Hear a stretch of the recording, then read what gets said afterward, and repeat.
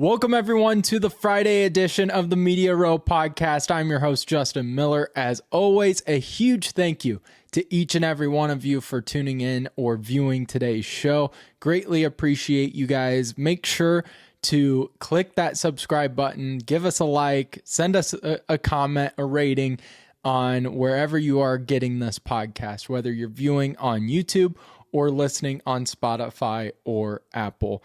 We greatly appreciate each and every one of you, and also want to make sure you guys are in touch with everything Media Row on social media. So just make sure to follow us at Media Row Pod on TikTok, Instagram, and especially Twitter, because that's where we will be posting a lot of our in-game thoughts, coaching interview clips, show clips, as well as a bunch of other fun things.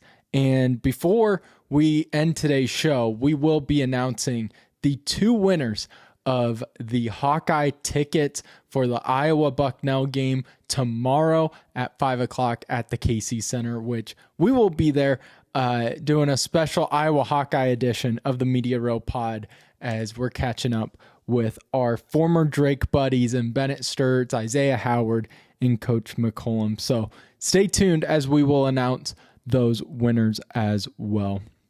Huge show planned here today, but before we get to any of that, need to give a huge thank you to Kelly's Little Nipper at 1701 East Grand Avenue in Des Moines. Great food, great drinks, and even better community. If you are headed to the KC Center as a Hawkeye fan or just a basketball fan in general to get ready to watch the Iowa Bucknell game, make sure to stop there this weekend and check out everything and more that Kelly's Little Nipper has to offer. Love that place, love the people even more, and so happy they are a proud sponsor of the Media Row podcast. A fun and busy Friday show here planned for you. We are going to recap two Drake games, two different outcomes, as the Drake women, they win their first Valley game on the road, while the men drop their first Valley game on the road against Murray State. And then we will give our preview and predictions of the first round matchups in the college football playoffs. Yes, college football playoffs are finally here. We've been talking about it for 2 weeks. The brackets come out and there's all this drama surrounding it. And now we finally just get to settle all those conversations on the gridiron. Can't wait for it. We are going to have a lot of fun. But let's start with the game that happened last night with the Drake men as they fall in their first Valley game. Coach Henderson's first Missouri Valley Conference game in a really tough battle against Murray State. Drake falls 81-72. They now sit with a 6-6 record, 0-1 in the conference. And to be honest, I know there's no such thing as moral victories, especially in conference play. But there were a lot of positives to take away from this loss. I'm going to start off with my typical glass half full attitude that I have. And that is because Drake won the rebound battle. Yes, it was only by 35-34, but still won the rebound battle against the Valley's best rebounding team on the road, a category, a statistic Drake has struggled in the non-con. They win that, and they dominated the paint, absolutely crushed Murray State in the paint, 40-28, leading to that really efficient offensive start for the Bulldogs in that first half. And then that is on top of the defense playing a full 40 minutes where they were high intensity for the entire game since the tip-off. It was some of the best defense we've seen Drake play. And this is a really difficult team to guard. So those are all positives. I mean, if you would have told me on Tuesday or Wednesday night, Drake is going to A, win the rebound battle, B, dominate the paint by 12 points, and have four guys score in double figures, I'm honestly saying Drake's winning that game. Throughout the entire non-con, my X factor for this team has been the two categories of the rebound numbers and the paint numbers. And they performed really well in those.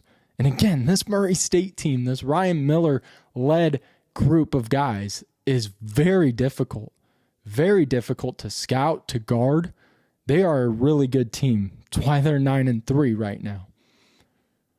But the difference maker on Thursday night's loss was the 3-ball. And Drake was getting good looks in that first half, but shot 2 of 10. They shot overall 3 of 16. While Murray State, that versatility, that spacing that we previewed on Wednesday's show, it bit Drake. I mean, they have those tall bigs that can stretch the floor. Miller is incredible from behind the three-point line. The entire team can beat you from the three-point line. But with that size, they can also take you deep into the paint. And that's why I think you saw early in that second half, Henderson try to, pressure them, panic the players a little for Murray State by sending the guards down to help Federico on the block. But then he can kick it out, and there's an open guy in the corner that's going to hit the three. And that's why Murray State was able to pull away 9 of 26 from behind the three-point line. And Drake, it was one of those frustrating games where the Bulldogs would cut the lead down to 6, and then you would blink and Murray State would hit 2 threes, and all that momentum that the Bulldogs were building upon, gone, sucked out of the arena. It was just a frustrating game. I actually saw a few good comments. Nick McCarger wrote this, actually, friend of the show, mentioned this question, and I think it is a very valid question. I don't have an answer for it.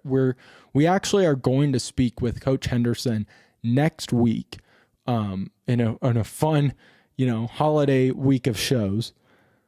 But this is one I'm going to ask him, is just the process of getting Braden Applehahn's opportunities. He played like 4 minutes in the game. 3 minutes. Played 3 minutes, didn't have a single point, didn't record a single statistic outside of 2 fouls. And Nick mentioned a really strong question of, this was a guy that we saw light it up 2 weeks ago, but then played, I think, 9 minutes against North Dakota State, 3 minutes tonight. I will say, and I saw a few people also point this out, I really like Braden Applehahn's. He is a player that you love to have in your disposal and helps build some of that depth. But I will say he does struggle at times to create his own shot. And I saw a few people question his confidence. I'm not going to tiptoe on that line because I think he has plenty of confidence, especially when he just broke a school record not too long ago. But I think he is well deserving of more opportunities, and it will be interesting now moving forward, maybe what changes Henderson is going to figure out. Again, reminder, this is 12 games into the year. Yes, the figuring out the lineup, I'm sure it's way, way harder than we make it sound. But it is something you would like to have some confidence in this early in the season, even though it's a new staff, even though it's a new roster. And you're seeing Owen Larson as a starter really help build some of that depth and continuity on the offensive end. So I think it's a great question by Nick, and I loved the comments that we were getting. So if you want to be a part of those conversations, just make sure to follow us at Media Row Pod on Twitter. But that is a very good question. But overall, I thought the offense played well. They were getting open looks from 3. They just couldn't get them to fall. And then you had Murray State on the other end. That just was unbelievable with their spacing. And that pick and pop game, we mentioned it on Wednesday, is deadly. Murray State last night, they proved why so many people were excited about them and why so many people were picking them as that dark horse to win the entire conference. No moral victories in the conference play, but there were a lot of positives. And I hit on the stats of the rebounding numbers, the paint numbers, but some individual things and some individual groups, I guess I should say too.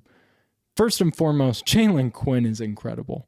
That's a Larry Bird Trophy nominee, leads the Missouri Valley in points per game, and that is a guy that can create his own opportunities.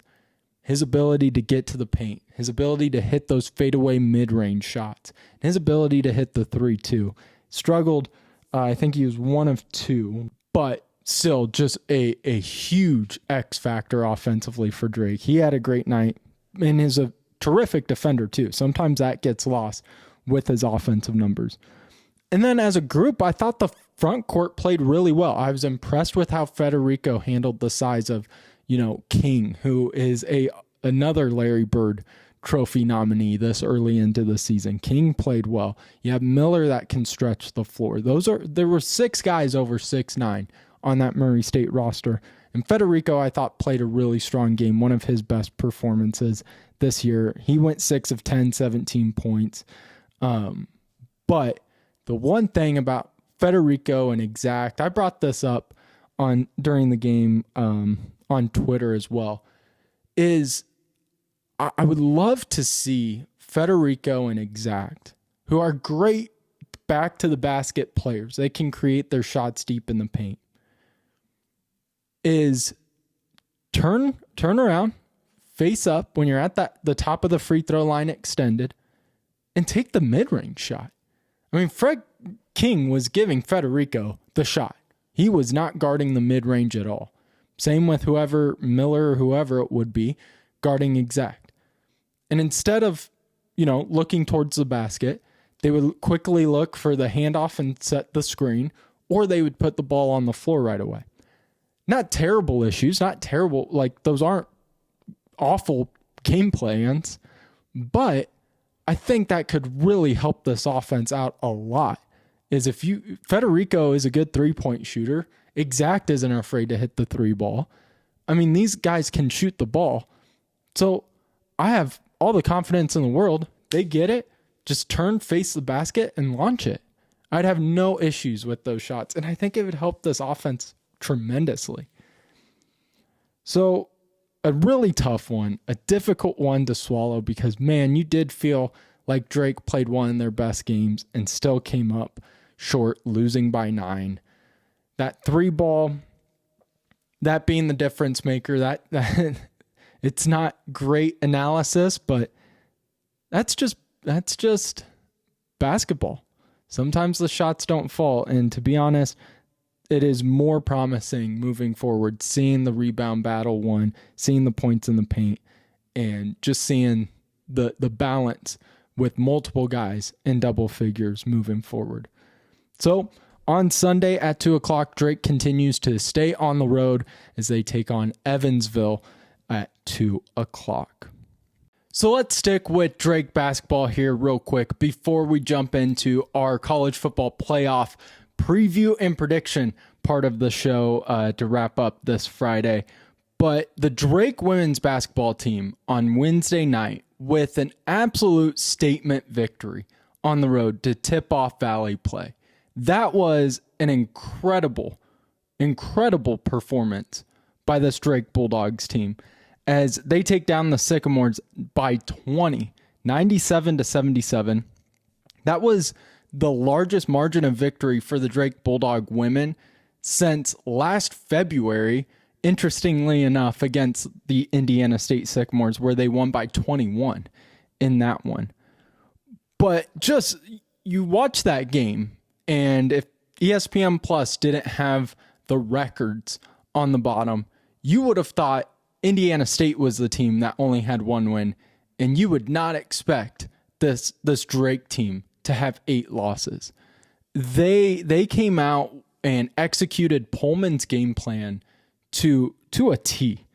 And that's why I've been saying on the show throughout this losing streak, just why I still had faith in Pullman.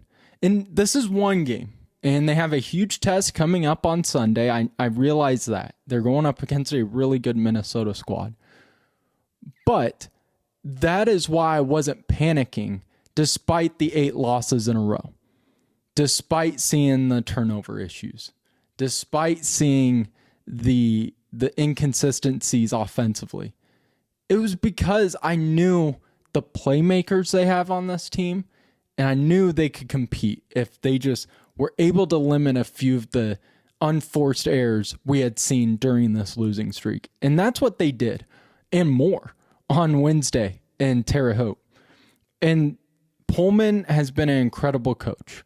And we've said this on the show plenty of times of Drake has had losing streaks of 6, 7 games. Now, usually they don't just have one win right before they go on that losing streak. But last year's team with Dennebeer and Miller and Becker, that was a team that suffered a 6-game losing streak. And prior teams that Pullman had been under, it's just the nature of the non-conference that the Drake Bulldogs always have stacked against them. They play a really tough non-con. And I think you're seeing, even though they lost those games, and even though both Iowa and Iowa State handled Drake for 3 of the 4 quarters in both games, you still saw that this team can put some pieces together and put out a product that can really challenge some teams. And that's all on coaching. And last night it shined through because the game plan that Pullman put together against the Sycamores, it deserves a chef's kiss. It really does. It was beautiful basketball to watch, where it was inside out motion, great balance offensively, where it wasn't just Alsma dominating, even though she played incredible. 21 points, 7 of 13 from the field. Alsma was great. But you had 5 players scoring in double figures. And you had great bench performances from Bailey and from Tatum Gray, who has been a role player for the most part of her time here at Drake and really bursted onto that game Wednesday night. She had multiple and-ones, and it was because of the game plan favoring her style of that inside-out game where Drake was consistent from behind the 3. So Indiana State had to go out there and contest. And remind you, this is an Indiana State squad that is very talented on defense. So they were balanced offensively. They were getting the ball inside and out. And some of the most beautiful backdoor cuts I've seen. Honestly, go back and watch that game, and you are seeing great cuts from Bailey, from Gray, Alsma. The first quarter, I was so impressed with Anna Becker, who the true freshman out of Kansas, where we give praise, and we have on this show quite a few times, of Jan Jensen over there at Iowa, about her ability to coach up post players, and how my favorite aspect of that Iowa Hawkeye front court is the way they never put the ball on the floor. They make strong moves. Shout out to Pullman, and maybe I'll ask her this Sunday about who's kind of the staff member, the assistant coach that focuses on the post players. But they were coaching up the guards just as much as both Quinn and Gray and Taylor, of just getting the ball and making a strong move to the basket. That first quarter, Becker was incredible in the paint. And she's a guard, a freshman guard. So it was just an amazing game plan. So you got to credit the staff there, and then credit the players for just absolutely going out there and executing it against a difficult defense, against a Indiana State Sycamore defense that had been one of the top in the Valley in guarding the 3-point line, forcing turnovers, rebounding, and Drake did all that really well.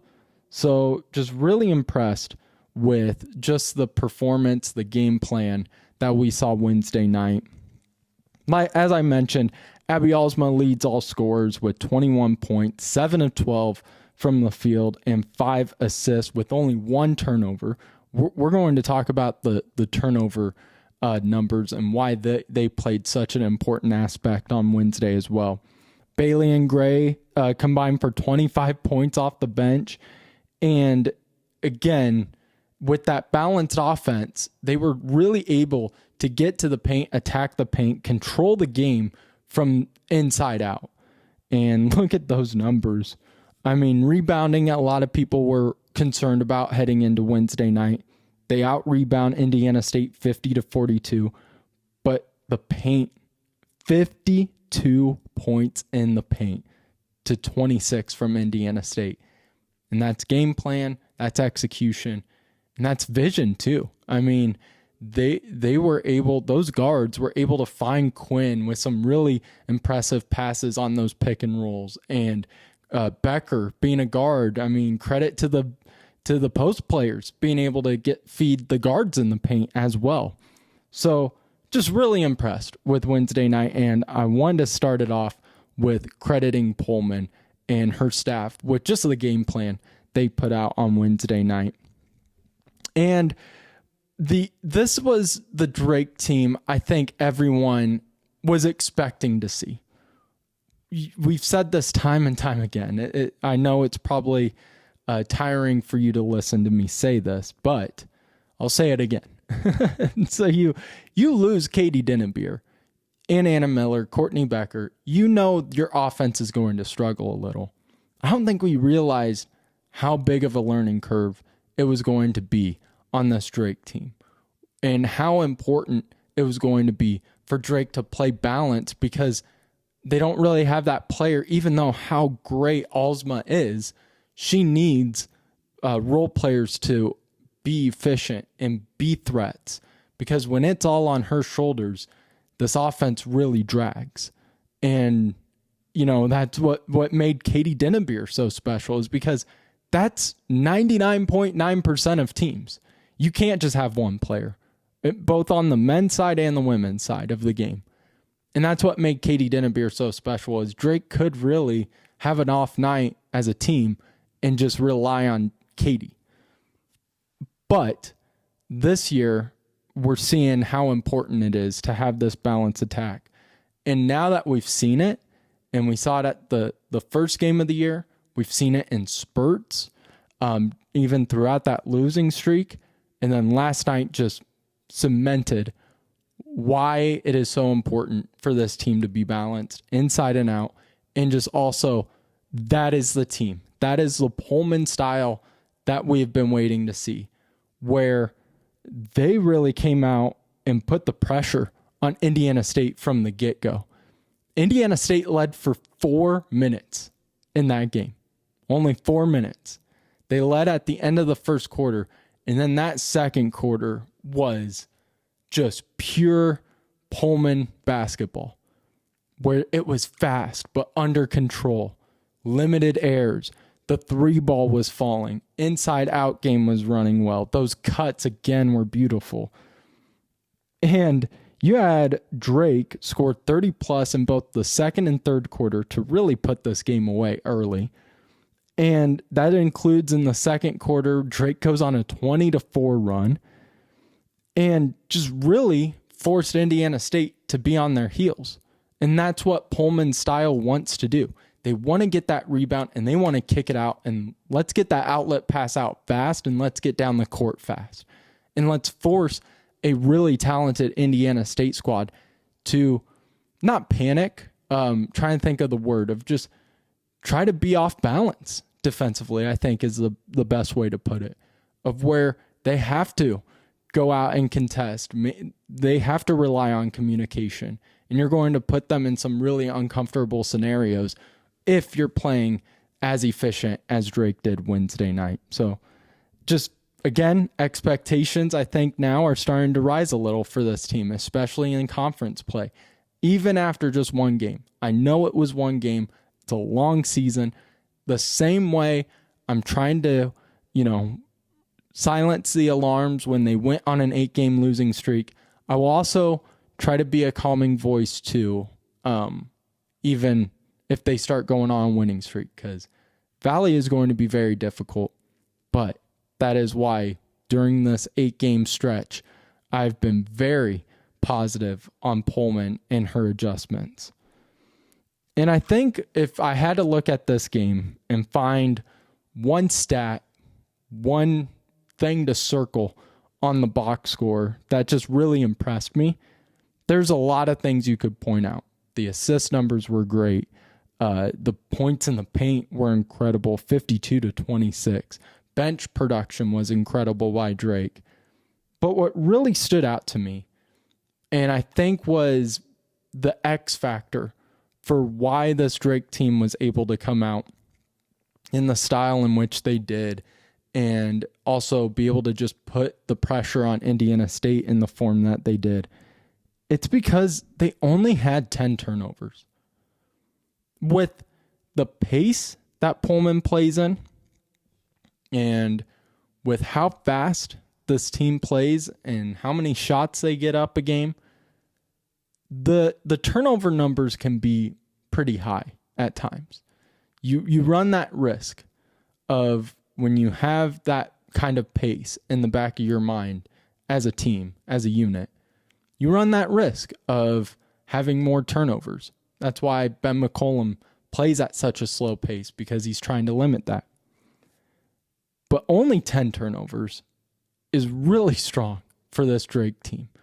And this is going up against the Valley's leading defense in causing turnovers with Indiana State. Indiana State typically averages at least 18 turnovers from their opponents. And that was huge, because they could never get Drake out of their rhythm. They couldn't go on a run themselves. I think at the end of the first quarter, they had their biggest run of like 6-0. And then Drake responded with that 20-4 run in the second quarter. So they just really limited the unforced errors that we had seen during the losing streak. And that is going to be critical for Sunday too. Because while this is a great victory, a 20-point victory, a statement win for the rest of the Valley, to just show that, I know Drake is now 2-8, but don't look at the record, look at the team, look at the production, look at the coaching, look at the history of this team. So it was a statement victory, but they have a huge test. Kind of an odd week for the Drake women, where you start Valley play on the road, but then you have to come back home and play a really talented Minnesota Golden Gophers squad. Sunday, they're taking on 8-3 Minnesota, 2:00. We'll, of course, be there live to cover that one. The Drake men tip off at 2:00 as well against Evansville. But you have the Gophers, a preseason picked 8th in the Big Ten. And this is a team that has performed really well. One of their 3 losses was to the number 7 team in the country in Maryland, and they lost by 1. Put up 99 points on Maryland. This is a team that I think lost by 4 to Alabama. And so against some really tough competition, this team has been right there, if not won the games. It is going to challenge every aspect of Drake. The turnovers are going to be huge. If you turn over the ball with some unforced errors against a Minnesota squad like Drake is playing on Sunday, that is a spell for disaster. But if you're able to get balanced and be under control offensively, man, we just saw Wednesday night where Pullman could take this team, where Pullman could take them. The ceiling's growing higher for the Drake women. So Drake wins 97-77, 1-0 in the Missouri Valley Conference. They take on now the Minnesota Golden Gophers, 8-3 Golden Gophers. Sunday at 2:00. Make sure to follow along at Media Row Pod on Twitter for that one. All right, it's football time. College football playoffs are back. 12 teams all battling to hoist up that trophy. You have Ohio State trying to win back-to-back, trying to be the first team to win back-to-back since just not too long ago when Georgia did it. It was one of those stats where I was seriously sitting there being like, man, Ohio State could do this. When was the last time? Oh, yeah, like 2021 and 22. Georgia did it.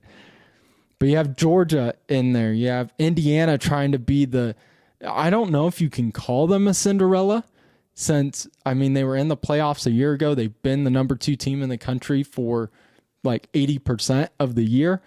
So I don't know if they're a Cinderella, but man, just the best story in college football for sure. But before we get to any of those teams, we have the first round, which kicks off Friday night with a huge game between Alabama and Oklahoma. But before we preview tonight's game, let's get the chalk out of the way. And yes, I'm that confident in these two games where congrats on the group of 5 teams for being able to get in to the playoffs. I am one of those people that have the mindset of if they're not undefeated, I mean, let's give it to BYU. Let's give it to a different team. I know by rule they're allowed in there, but man, it just feels like they're getting a golden star, and then everybody goes, "Oh, that was a nice season. All right, now let's get to the real teams." Is how it feels to me. And I think the first game between Oregon and James Madison, you have the 5th seed in the Ducks and 12th seed in James Madison. I mean, I think they steamroll them. It's in Oregon. James Madison isn't competing. I don't think this one's close at all.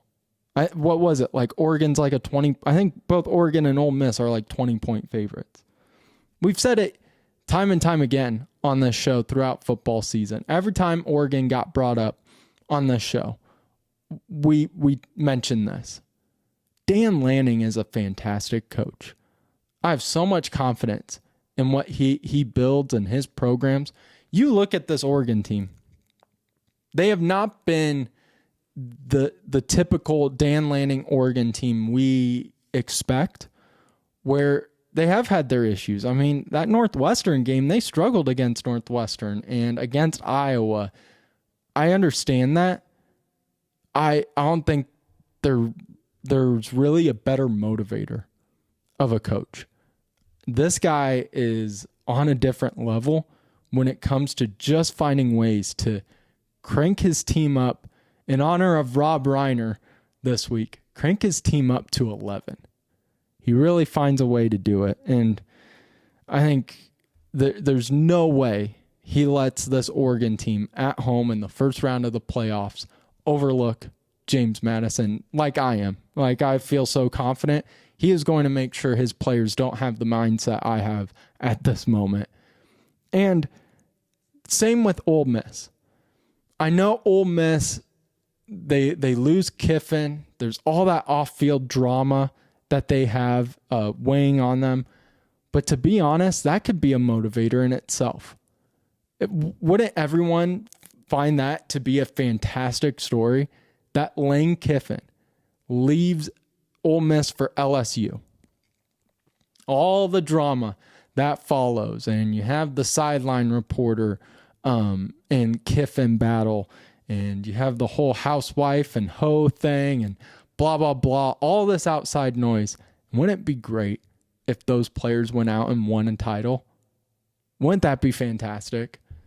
And I think they get started off on the right foot by dominating Tulane like they did at the start of the year. We've seen these two teams play. Now, the old cliche of it's hard to beat I'm going to use it here in just a bit when I preview Oklahoma and Bama. It is hard to beat a team twice in the same year. Fully aware of that. I think it's a little easier when you're so far out of that other team's league, like Ole Miss is with Tulane. So Ole Miss, Oregon, chalk, they move on. I don't think you really have to think too hard about those first round games. The other two are a completely different story. Completely different story. And I want to begin with tonight's game. between number 9 Alabama and 8 Oklahoma. Of course, Oklahoma had beat Alabama already at the start of the year in Alabama. But this is a toss-up game in my opinion. And the bettors are feeling that way too. These last 2 first-round playoff games are toss-ups. And you look at the line for Bama and Oklahoma, I think Bama's favored by 1.5. And that's being on the road. And that's being after all we saw in the SEC title game. All the pressure is on Kalen DeBoer and the Tide. But in my opinion, I think this Alabama squad is built for moments in games like this. And I know what happened 2 weeks ago. As sports fans, we all get tricked by believing what we saw happen 2 weeks ago is what we're going to see again.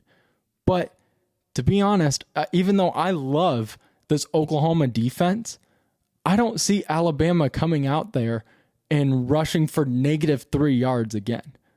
That was an anomaly. I think we're going to see an Alabama squad take the field in Oklahoma with the same intensity and the efficiency that we saw from this team 90% of the season. I mean, this was a team that has won some really tight and tough games on the road already. They've proven they are capable of doing that. Look at the winning streak they ended earlier this year and the style they ended it where they physically dominated the Georgia Bulldogs. So that's the Alabama team I'm expecting. And honestly, the Tide, they have all the pressure in this game, but also the biggest chip on their shoulder. What have we heard all 2 weeks since the SEC title game in this bracket has been released? It's the narrative of ESPN just keeping Alabama in for money, which may be true, may not be true. I do think it's crazy that Alabama didn't drop a single ranking after only rushing for -3 yards and losing in a title game. But the players have to hear all of that. The coaches hear that. That adds a chip on their shoulder, and I think it's going to build up an intensity going into this game where I see Alabama winning in a really close matchup. Because I love the Oklahoma defense. The offense is still enough to concern me. I think Alabama is more balanced. I think, honestly, maybe losing the SEC title game in the fashion that they did could be a motivator. We saw it happen for the national champion a year ago, where Ohio State lost at home to Michigan in a very disappointing game, and then went on to have one of the greatest playoff runs in sports history. So I see Alabama winning this one. A really close battle where I usually don't do scores, but if I had to pick a score for this one, I see Alabama winning in a 27-24, 21-17 type game. I think the line, I think it was about -1.5 for Alabama. But it's going to be a lot of fun. Going to be a lot of fun. And these playoffs are going to be a blast. I think having Indiana as a 1 seed is incredible. Texas Tech, everyone is on board about them being a dark horse, winning the title. Then you have Ohio State, who played their worst game of the year in the Big Ten title game and only lost by 3 to the number 1 seed. So there's plenty of great games ahead of us. But before we wrap up our college football predictions, we do need to finish with number 10 Miami taking on number 7 Texas A&M. Much like Bama and Oklahoma, but I think cranked up to a different level, another toss-up where these are some tricky first-round matchups where Miami and Texas A&M, they match up pretty well too on paper. Texas A&M, though, in my opinion, they win these types of games. They're 4-0 this season in games decided by 6 or less. That speaks to something.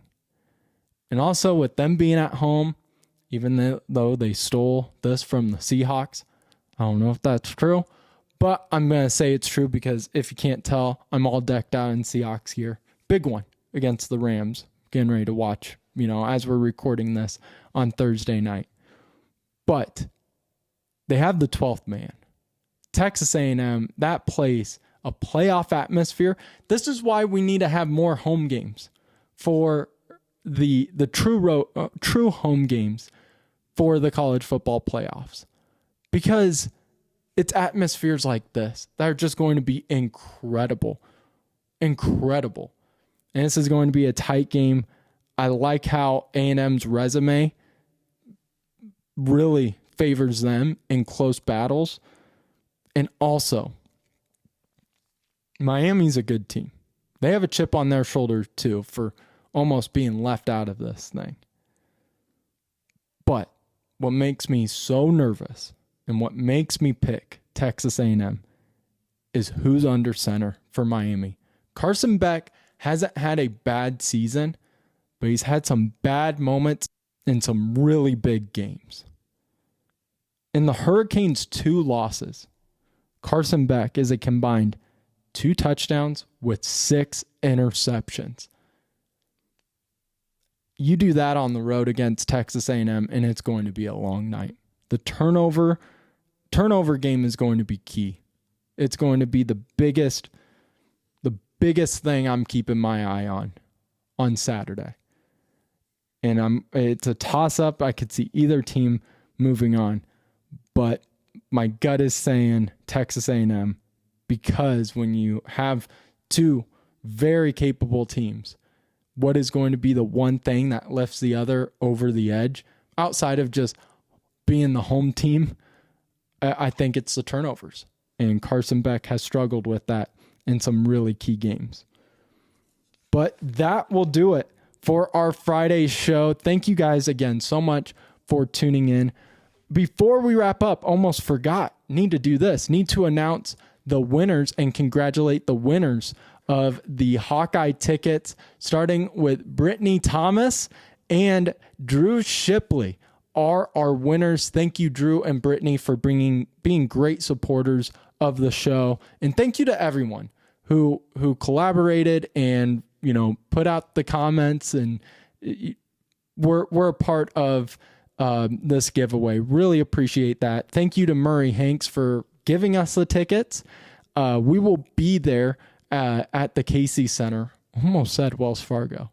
Almost said it. Still got to get used to it. But we'll be at the Casey Center Saturday at 5 as we will be doing a special Media Row coverage of the Iowa Bucknell game, catching back up with some Bulldogs, former Bulldogs, and Bennett Sturts, Isaiah Howard, Coach McCollum, all those guys. So it'll be a lot of fun, a busy sports weekend where we have college football playoffs, great college basketball as always, and some key NFL games too coming down the stretch as well. So thank you guys again for a great week of shows. Appreciate your support. Make sure to follow us all over social media and give us a subscribe and like on wherever you are viewing or listening to the show right now. And we will see you Monday as we will recap another great weekend in sports here on the Media Row Podcast.